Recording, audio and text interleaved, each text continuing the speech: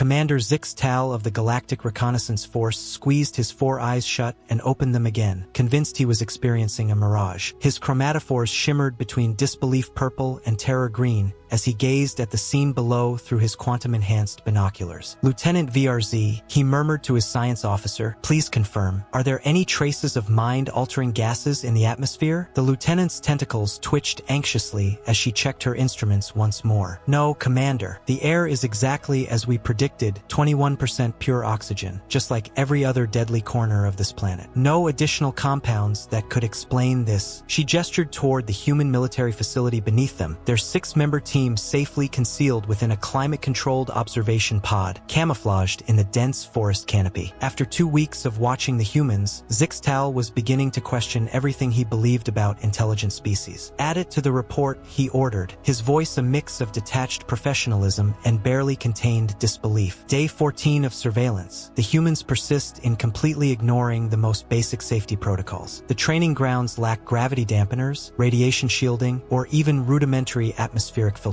They seem to prefer the raw conditions of their hostile world. Suddenly, Crix, their security expert, called out with alarm, "They're doing it again, the thing with the..." His voice trailed off as his scales turned a pale, sickly blue. Below, human soldiers were running in the planet's harsh 1G gravity, bearing burdens that would pulverize the exoskeletons of most species. But that wasn't what had unsettled Crix. No, what was truly unnerving was that they were doing this while other humans shot projectiles at them. "Those are supposed to be training exercises," Zix Tal muttered, his voice wavering slightly. "But it looks more like a fight to the death. How is this species even still around?" Lieutenant VRZ accessed their classified briefing documents on her neural display. "Based on our reports, Earth is classified as a Category 12 death world. The humans evolved alongside apex predators that would overwhelm any other species. Their planet faces environmental upheavals that could obliterate most colonies, and their tectonic plate activity..." Yes, I know the summary," Zix Tal interrupted, exhaling in frustration as his secondary breathing bladder deflated. "But none of that explains this." He gestured at a human soldier who had just fallen from a great height, landed in a way that should have shattered their body, and then jumped up, laughing. Their cultural specialist, Dr. Mike's Terra, spoke up, her voice shaking with a mixture of fear and fascination. "I think I have a theory, Commander. What if they don't realize it?" "Realize what?" "That they're living on a death world." The entire team fell into stunned silence as the realization slowly sank in. Their chromatophores cycled through colors of shock, gold, and blood red. "Update the report," Zix Tal said at last, his voice hollow. "Priority 1 observation. The human species seems utterly unaware of the lethal nature of their own planet. They've adapted to conditions that would be catastrophic for any other species, to the point where they treat life-threatening situations as routine training exercises. Request an immediate reevaluation of the invasion strategy. Addendum: deploy additional observation pods. High Command will never accept this without multiple corroborating reports," Commander Zix Tal ordered, his voice tense. Below, a human instructor was cheerfully detailing to his students how to escape from a hold by dislocating their own shoulders. The alien observers watched in horrified unison as the humans nodded approvingly, as if the advice were entirely normal. "And to think," Crix murmured, "this is just their basic training facility. Imagine what their real combat training must be like." Zix Tal's chromatophores darkened completely at the thought. "Let's pray we never have to witness that firsthand." "All right, you magnificent messes," a loud voice boomed from the ground below, causing the alien observers to flinch involuntarily. "Today, we're going to learn how to get our asses handed to us." The translator matrix in Zix Tal's observation pod struggled with the phrase, error messages flashing across his screen. He made a mental note to have the linguistic team check the system later. The human instructor stood confidently in front of his troops, a wide grin on his face that revealed far too many teeth. Standing beside him, Sergeant Maya Chan cracked her knuckles, a sound that sent a shudder through Dr. Mike's Terra as her medical sensors immediately calculated the force needed to produce such an impact. "Watch closely," the instructor continued, pointing at the sergeant. "Sarge is going to show you why you never let anyone get you in a headlock unless you're ready to use their weight against them." Before the aliens could process what was unfolding, the two humans began what appeared to be a brutal fight. Chun grabbed the instructor in a move that Crix immediately identified as a lethal maneuver. The lieutenant's face began to turn a deep crimson. "Now, pay attention to my feet placement," the instructor gasped, somehow somehow managing to speak while caught in a hold that defied several laws of physics. According to Lieutenant VRZ's frantic readings, the human shifted his weight, contorted his body in ways that should have broken his spine, and somehow propelled Chun into the air. She hit the ground with a thud so forceful that the alien's exoskeletons rattled in response. But instead of lying motionless or severely injured, Sergeant Chun sprang to her feet, laughing. "Nice one, LT. But you telegraphed the hip twist. Let's show them what happens when someone tries to counter that," the instructor said, grinning widely. Dr. Mike's Terra murmured into her recorder, documenting potential evidence of human regenerative traits. Subject shows no indication of injury from an impact that our sensors measured as equivalent to a minor vehicle collision. The display continued, each demonstration more terrifying than the last. Humans willingly placed themselves in joint locks, only to escape by intentionally dislocating their own limbs. The humans practiced falling from heights that, according to the alien's medical database, should have caused severe fractures, only to rise again as if nothing had happened. "Remember, if you hear a pop, it's probably just cartilage," Rodriguez cheerfully shouted after one particularly brutal demonstration. "Walk it off. Maybe take a couple of ibuprofen if you're feeling fancy." "Updating threat assessment," Crix murmured, his voice trembling. "My combat analysis algorithms are nearly overloaded. Humans appear to be immune to injuries we would consider catastrophic. Recommend reclassifying most standard combat methods as minor inconveniences when directed at human targets." The training session hit its peak of horror when one of the human trainees broke their arm, a fact that became clear when the limb bent in a direction that made Dr. Mike's Terra lunge for her emergency sedatives. "Well, that's a clean snap," Rodriguez remarked casually, walking over to inspect the injury. "Nice job, Chin. You want to help Private Thompson pop this back in place?" Great teaching moment. Dr. Mike's Terra weekly documented the human approach to medical care, her tentacles twitching in disbelief. The treatment appears to involve walking off the injury and, oh gods, they're not using proper medical tools. Chun had simply grabbed the fractured arm and, with what could only be described as a complete disregard for medical standards, yanked it back into position with casual confidence. "Thanks, Sarge," the injured private grinned, the pain seemingly gone. "That feels way better. Can I get back to training now?" Chan, with a tone that sent chills through the aliens, answered, "IIT for 10 minutes first. Don't want it swelling before the afternoon session." Commander Zixtal's chromatophores had long ago stopped reflecting his emotions, settling into a dull, stunned pattern. "Lieutenant VRZ," he said in a low voice, "please tell me you're capturing all of this." "Multiple feeds, sir," Lieutenant VRZ replied, "though I seriously doubt High Command will believe this, even with video evidence." They watched in disbelief as Rodriguez called his troops together for the next demonstration, completely unfazed by the recent injury. "Okay, who wants to learn how to escape a chokehold underwater? I've got a couple of tricks that only temporarily dislocate your jaw." The enthusiasm with which the humans volunteered for this exercise finally broke Crix. His scales turned a pure white, the color of total surrender, and he curled into a defensive ball. "Commander," he whimpered, "permission to request immediate transfer to a safe combat zone? Maybe one of those plasma storm fronts in the Cygnus sector." Zixtal couldn't find the words to respond as he watched the humans eagerly practice drowning each other, their smiles wide and completely unfazed by the absurdity of it all. Commander Zixtal kept documenting what was quickly becoming an escalating nightmare, one that defied all rational understanding. Below, Lieutenant Rodriguez was showing his soldiers how to use a dislocated shoulder as a weapon, while Sergeant Chun offered advice on how to properly realign it afterward. The rest of the humans, utterly unfazed, were taking notes on how to turn their own injuries into effective tools for combat. "Update threat analysis," Zixtal muttered into his recorder, his voice low. "The humans don't just survive on their death world. They've made surviving it into a sport." The alien team had just begun to regain their composure when Lieutenant Rodriguez called for light afternoon entertainment. The humans started unpacking mysterious objects and donning extra layers of protective gear. Commander Zixtal's chromatophores shifted into patterns of alarm he hadn't known his body could produce. "Initial analysis suggests some form of combat simulation, possibly ritualistic," Lieutenant VRZ reported, her voice tinged with confusion. "Why they require further protection after a morning of intentionally injuring themselves remains incomprehensible. They're splitting into teams," Crix observed, his combat instincts kicking in. "Red and blue markers, typical opposition setup. But those weapons, what are they?" The answer came swiftly. The first round of entertainment began with the sound of rapid-fire impacts, accompanied by something even more bizarre: laughter. "Holy,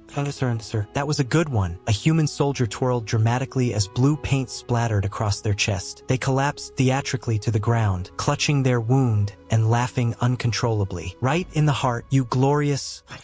Dr. Mike, the medical scanners are malfunctioning, Lieutenant VRZ reported, her voice filled with disbelief. Commander, they're simulating death for fun. The psychological implications. Did you see Thompson's face when I tagged him? Another human shouted from behind cover, only to be interrupted by a burst of red paint splashing across their helmet. Oh, come on. I was monologuing. That's what you get for being dramatic. Sergeant Chen's voice rang out from the midst of the chaos, followed by more laughter and mock deaths growing more exaggerated by the moment. Commander Zixtal felt a migraine forming in all three of his brain clusters. Doctor, can you explain this behavior to me? He asked, his voice strained. Dr. Mike's Terra's tentacles curled in distress. Psychologically, this is unprecedented, she replied. They're not just mimicking combat. They've turned their own mortality into entertainment. Below, the mayhem continued. A human soldier leapt from cover, took several paint hits to the chest, and then delivered an absurd death speech. Oh, the humanity, they cried, staggering dramatically. Tell my coffee maker I love it. They collapsed, giggling wildly, as more paint rounds splattered their already colorful uniform. Lieutenant Rodriguez, Chun shouted from across the battlefield. Thompson's doing Shakespeare again. Let him finish, Rodriguez called back, his voice filled with amusement. But he loses points for not using the correct quotes, someone remarked, watching the humans in the distance. CCS, who had been running combat simulations, finally spoke up. Sir, I've been comparing their morning drills with this activity. It seems like the humans are using legitimate combat techniques, but they've turned them into some kind of game. Lieutenant VRZ's scientific detachment has already broken down, Crix added. They've taken the most traumatic aspects of warfare and turned them into something recreational. The alien team remained in stunned silence as they watched one human roll down a small hill, leaving a rainbow of paint behind while humming what the translator identified as theme music. Updating psychological profile, Dr. Mike's Terra muttered. This species seems to process trauma by reenacting it, combining it with what could only be called interpretive death performances. A particularly intense exchange of paint fire led to two humans being killed simultaneously. Instead of falling, they engaged in what appeared to be a spontaneous dance-off to see who could die more dramatically. Points for creativity, Rodriguez shouted, just before a paint round hit his face shield. Cheap shot, Chun protested. All's fair in love and paintball, sir, Rodriguez responded cheerfully, only to be instantly splattered with paint from 3 different angles. Without missing a beat, she fell backward into a perfect trust fall. And thus, karma claims another victim, she declared. Commander Zixtal could no longer tolerate the spectacle. Emergency conference, he hissed, pulling his team into a tight huddle within their observation pod. Options, he demanded. What are we dealing with here? A species that has weaponized its own psychological trauma? Dr. Mike's Terra suggested. Combat training masquerading as entertainment? Crix proposed. The most elaborate suicide cult in galactic history? VRZ ventured. Because down there, they've apparently decided regular simulated death isn't enough. They've started narrating each other's deaths in various genres, from noir detective stories to space operas. I should have known better than to trust her. One human lamented dramatically over a fallen comrade covered in paint, trying hard not to laugh. She never did finish organizing her sock drawer. That's because I was too busy avenging it. The dead soldier suddenly leapt up, charging back into the fray as her teammates cheered her on. Update final analysis, Zixtal said weakly. Humans have not only adapted to their deadly world, they've somehow transformed the concept of death itself into a group activity. Strategic recommendation. Under no circumstances should we engage the species in actual combat. They don't take it seriously enough to be defeated by conventional methods. The sounds of paint impacts, laughter, and increasingly elaborate death performances filled the air below as the humans continued their bizarre, entertaining display. The sight before the alien observers was one that would haunt their nightmares for countless cycles. The discovery of their observation team came not from any failure of their advanced cloaking technology, but because Private Thompson tripped over his own untied bootlaces and collided forcefully with their invisible pod. Oh, what the... Thompson rubbed his head and squinted at the suddenly visible alien technology. HLT, either I've got a concussion from that last fall, or there's a bunch of aliens up here. Commander Zixtal's chromatophores cycled through every shade of panic known to his species as Lieutenant Rodriguez jogged up the hill, still splattered with rainbow-colored paint. Well, look at that, Rodriguez grinned, flashing his unnerving smile. I thought I saw something glinting up here during morning PT. You folks been enjoying the show? The alien team froze, their limbs locked in terror as the human lieutenant casually leaned against the supposedly undetectable pod.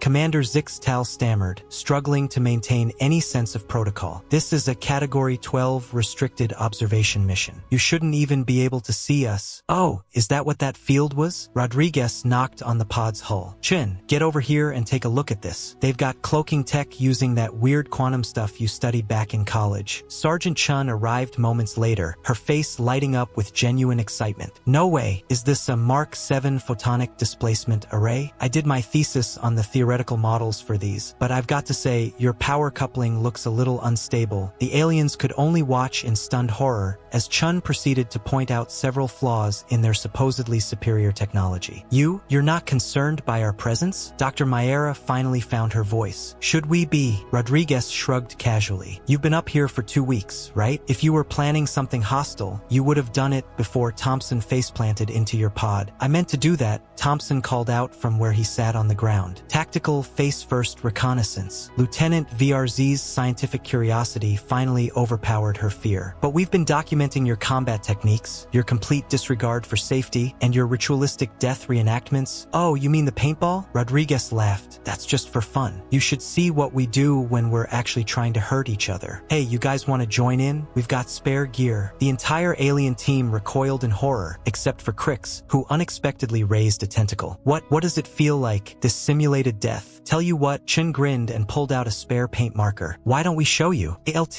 permission to initiate first contact via recreational combat simulation? Sergeant Chin asked. Permission enthusiastically granted, Sergeant. Dr. Mayera, would you mind standing by with your medical scanners? It might help alleviate any concerns if you monitor their vital signs during play. Dr. Mayera's tentacles twisted in a strange mix of professional curiosity and existential dread. You want me to document their first experience with human combat training methods from a medical perspective? Dr. Mayera asked, her voice filled with disbelief. Exactly, Rodriguez said, grinning. See, we're being all scientific about it. He turned to his team, who were now eagerly gathering around the alien pod, their excitement growing. All right, everyone, let's give our new galactic friends a proper introduction to human recreational activities. Thompson grabbed the gear for them. What followed, in Commander Zixtal's professional opinion, was either first contact gone terribly wrong or incredibly right. He still couldn't decide. The humans, with their unnerving enthusiasm for all things potentially deadly, began outfitting the aliens with protective gear. They took special care to modify the equipment for the aliens' various appendages and sensory organs, all the while cheerfully explaining the rules of their simulated combat. So, remember, Chan said as she demonstrated proper paint marker handling to a bewildered Crix. If you get hit, you're not actually dead, but make it fun. Style points are a thing. Style points, Crix scales shifted in confusion. In death, exactly. Chun grinned and then hit him with a paint round. Watch this, Thompson happily obliged, splattering Chun with paint. She immediately launched into a dramatic performance. The paint, it burns with the fire of 1,000 suns. I see a bright light, and I see someone didn't clean the coffee maker again. She collapsed theatrically. See? Then pop back up grinning like that. You're encouraged to develop your own flair. Commander Zixtal could only watch in increasing disbelief as his elite reconnaissance team was gradually outfitted for what the humans referred to as casual afternoon entertainment. Lieutenant VRZ, in particular, was concerned about the physics of it all, but Rodriguez assured her that the impact velocity of the paint projectiles was carefully controlled. We're not completely reckless, Rodriguez said, adjusting his gear. We saved that for real training. That wasn't real training this morning? Zixtal asked. Oh no, Rodriguez chuckled. That was real training, but, level 1 stuff. Basic falls, simple breaks, basic dislocation techniques. Nothing too intense. The aliens wisely chose not to inquire about what would be considered intense by human standards as they were led back to the training ground. Dr. Mayera seized the opportunity to ask Rodriguez what she considered a critical question. Lieutenant, I must ask, how does your species maintain such a carefree attitude toward activities that should trigger basic survival instincts? She inquired. Rodriguez paused to think for a moment, helping adjust her protective vest. Well, Doc, look at it like this. We evolved on a planet that's constantly trying to kill us, right? So we figured, why fight it? Might as well lean into it, learn to laugh at it. Can't let something like potential death spoil a good time. But Dr. Mayera gestured helplessly at the chaotic, paint-splattered training ground. You turn it into entertainment. Exactly, Rodriguez shrugged. The best way to learn is to have fun with it. Besides, have you seen our planet? If we took took every dangerous situation seriously, we'd never get anything done. Before Dr. Maera could fully grasp the terrifyingly casual approach to existence, the first round of alien-inclusive training kicked off. To everyone's surprise, Crix adapted first. After taking his first paint hit, he fell backward, all four legs flailing in the air, his chromatophores cycling through a rainbow pattern. The humans responded with applause. Now that's dedication to the role, Chen shouted, grinning. Bonus points for the color show. Gradually, though painfully, the aliens began to grasp it. Not the humans' disregard for death, perhaps, but their ability to face it with humor. They discovered a kind of freedom in treating mortality as more of a suggestion than an absolute. Commander Zixtal, observing his team awkwardly yet enthusiastically engage in simulated combat alongside beings who had evolved on a death world, made his final note. Update to species assessment. Humans haven't just survived their brutal environment. They've done something far more dangerous. They've learned to enjoy it. Recommendation: immediate alliance. If we can't beat them, we definitely want them on our side. A paint round slammed into Zixtal's face shield. Less documenting, more dramatic deaths. Rodriguez called out cheerfully. Come on, Commander, let's see what you've got. And to his own shock, Commander Zixtal found himself doing exactly that. Alright, intergalactic team, Lieutenant Rodriguez shouted, addressing the odd mix of paint-splattered humans and aliens who looked more than a little traumatized. Time for some proper cross-species bonding. Please tell me this doesn't involve more dislocations. Zixtal muttered, his chromatophores still locked in a pattern that seemed to ask, what am I even doing here? Nah, we'll save that for advanced alien training, Rodriguez grinned. Today, we're doing the obstacle course. The aliens stared at what the humans called an obstacle course, though their threat assessment protocols had already labeled it as an elaborate death trap. There were platforms, ropes, walls, and tunnels, everything seemingly designed with complete disregard for basic safety. Lieutenant VRZ and Chun approached the science officer, who was frantically scanning the course with mounting concern. Wanna be my partner for the tire run? Those round things? You're supposed to run through them, Chin offered. VRZ's tentacles curled in confusion. But the gravitational calculations alone, less math, more action, Chun said, grabbing one of VRZ's appendages. Watch me first. Chun demonstrated what she called a simple tire run, gliding through the obstacles with a speed and fluidity that had VRZ's scientific equipment protesting in a series of warning signals. Now you try, Chun called out. What followed could only be described as the most cautious tire navigation in human military history. VRZ analyzed each tire's position, calculated the best entry angle, and moved with all the urgency of a reluctant glacier. You know, Chun remarked after watching VRZ clear exactly 2 tires in 5 minutes, there's being cautious, and then there's whatever this is. Meanwhile, Crix had surprisingly embraced the climbing wall with unexpected enthusiasm, until he reached the top and realized he had to come back down. The descent trajectory is suboptimal, he called out, clinging to the wall with all his appendages. Immediate extraction requested. Just let go, buddy, Thompson yelled, trying to encourage him. The crash mats will catch you. Crash mats. Crick's scales shifted to a vivid shade of terror purple. You expect me to intentionally fall? It's fun, Thompson shouted back. Watch. He leapt off the nearby wall with a gleeful yell, bouncing off the mats with an exaggerated flourish. Crix remained firmly latched to the wall. Dr. Maera, meanwhile, had been roped into attempting the monkey bars. She regarded the hanging apparatus with professional intrigue. The upper body strength required for this exercise, less analyzing, more swinging, Rodriguez called out. Think of it as applied physics. The doctor's first attempt ended with her dangling by one tentacle, spinning slowly in circles while recording notes on what she described as human recreational masochism. Commander Zixtal found himself paired with Private Thompson for a simple rope climb. Just wrap it around like this, Thompson demonstrated, scaling the rope with ease. Then use your legs to pull yourself up. You've got tentacles, so maybe wrap those around instead. Zixtal's attempt to climb the rope looked more like a tangled interpretive dance than a military maneuver. You're overthinking it, Thompson called down. Just embrace the chaos. Chaos is not a valid military strategy, Zixtal protested, now even more tangled than before. Tell that to our entire military history. Rodriguez laughed easily as he climbed up to help untangle the commander. As the afternoon progressed, something unexpected started to happen. The aliens, forced to face physical challenges that went completely against their survival instincts, began to adapt. VRZ realized that if she stopped overthinking and just moved, her natural flexibility made the tire run almost instinctual. Her time dropped dramatically from 45 minutes to a far more reasonable 5. Crix finally let go of the climbing wall by accident and discovered that controlled falling didn't actually result result in death. His subsequent attempts became less fearful, and eventually, he even started dismounting voluntarily. Dr. Mayera developed what she called a tentacle-based locomotion technique for the monkey bars, which led to her using her appendages in ways that caused the humans to rethink their own techniques. After what seemed like his 100th attempt, Commander Zixtal finally managed to reach the top of the rope climb without becoming hopelessly tangled. See, Rodriguez clapped him on the shoulder, causing the commander to almost lose his balance in surprise. You're getting the hang of it. Sometimes you just have to stop overthinking and start doing. This goes against every military protocol I've ever known, Zix grumbled, but there was a hint of pride in his voice. Welcome to Earth, Chun grinned, effortlessly climbing up beside them. Where conventional doctrine comes to die, usually with a laugh, looking down at the training ground, where his team was gradually beginning to move with a more human-like reckless abandon. One that somehow worked. Commander Zixtal noticed his chromatophores shift to a pattern he had never displayed before. Commander, Dr. Mayera called up, her medical scanners emitting concerned beeps. Your color pattern, I've never seen that combination before. Neither have I, he admitted, suddenly realizing with a shock that he was actually enjoying himself. Doctor, I think we might need to revise our species database. Humans aren't just surviving on their death world, they're teaching others how to thrive in it. Less talking, more training, Rodriguez shouted from below. Who's ready for the advanced course? The collective groan from the aliens was barely drowned out by the chorus of human laughter. One galactic standard week after their first contact with the human training facility, Commander Zixtal's team gathered in their observation pod for the final time. The once pristine interior was now speckled with paint and colors that were barely perceptible to their species, and someone, likely Thompson, had slapped a "My First Death World Experience" sticker onto the main console. Final report recording beginning, Zixtal announced, his chromatophore cycling through what his team had come to recognize as his professional yet slightly amused pattern. High Command won't believe a word of this. Lieutenant VRZ, who had been analyzing the physics of something the humans called a backflip, she claimed it was for purely scientific reasons, looked up. Should we include the video evidence? Especially the part where Crix did his interpretive death scene. Chun, came a voice over the communication link. That moment was upgraded with the color change. It's pure art. I was simply adapting to human combat protocols, Crix muttered, his scales flushed with pride. Nonetheless, Commander Zixtal cleared his throat and began the official transmission to Galactic High Command. Subject: Urgent Species Reclassification. After thorough observation and unexpected direct engagement, we strongly recommend the immediate reclassification of humanity from Category 12 Deathworlders to Recreational Deathworlders. This adjustment is essential, as humans have evolved beyond simply surviving their hazardous environment. They have transformed survival into a form of entertainment. As such, all current conquest plans should be abandoned in favor of initiating alliance talks. Any species capable of turning combat training into a social event is one we are not equipped to fight. These beings don't merely laugh in the face of death, they welcome it into their social gatherings. Dr. Mayera's psychological analysis adds, their capacity to normalize extreme conditions seems contagious. Half of our observation team has already signed up for something called Extreme Sports Weekend. Please send assistance, or at least protective equipment. Also, don't forget to mention the karaoke. Rodriguez's voice cut through the comm. That's vital tactical intel. Zixtal's chromatophores flickered in a way his team recognized as suppressed laughter. Addendum: the humans have also managed to weaponize musical performance. Full details will follow once our auditory recovery is complete. Looking around at his team, Crix perfecting his dramatic falls, VRZ collaborating with Chun to enhance their stealth tech, and Dr. Mayera documenting what she referred to as the evolutionary benefits of learning to laugh in the face of death, Commander Zixtal made one final entry. Personal reflection: we arrived to study a species surviving on a death world. We're leaving with the realization that survival isn't just about enduring harsh conditions, it's about finding joy in the process. Though, on a personal note, I still think the trust falls might be a step too far. Recommendation: immediate alliance. If we can't defeat them, and we definitely cannot, we might as well learn to laugh alongside them. End report. And someone please inform Thompson to stop teaching our junior officers how to juggle live plasma grenades. As he ended the transmission, Zixtal could hear Rodriguez calling from below. Hey, who's up for learning about this thing called bungee jumping? The commander's chromatophores shifted to a new pattern, one of enthusiastic terror. Somehow, he knew this was just the beginning.